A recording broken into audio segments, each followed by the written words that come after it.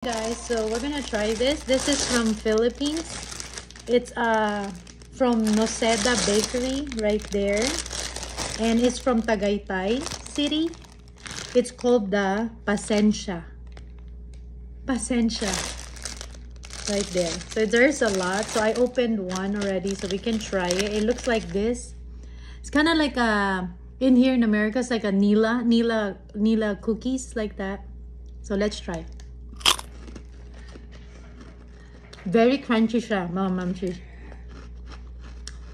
Tsaka it melts in your mouth. It's really good. Really good for kids, I think, too. Masarap siya. Para siyang ka-taste siya ng uraro. I don't know if you guys know uraro. It's a Cebu, I think, specialty. Or ka-taste siya ng... I can't remember the other one. Hindi ko maalala yung isang pangalan. But it's really, really good. So, again, Pasensya from Tagaytay. Thumbs up. Mamsis, may titikman tayo ulit. Ito. Pamana dilis. So, fresh siya. Yan. Na-dry na siya, I think. I don't know.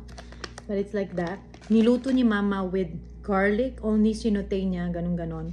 So, hindi ko alam yung recipe niya. But we're gonna try it.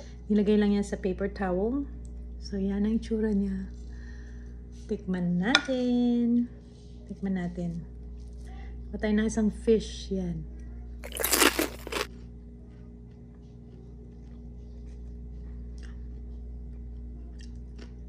Sarap niya, mamsis. Nakaka-addict siya. Meron siyang sweetness side, may saltiness side siya. Tapos yung bawang niya nandun. It's so good.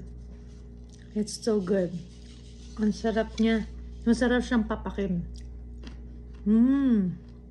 Ito yung bawang niya, mamsis, oh. Akala mo burn, pero hindi siya burn. It's so good. Sarap. Thumbs up, mamsis dito. Sarap, thumbs up. Thank you all for watching this here video.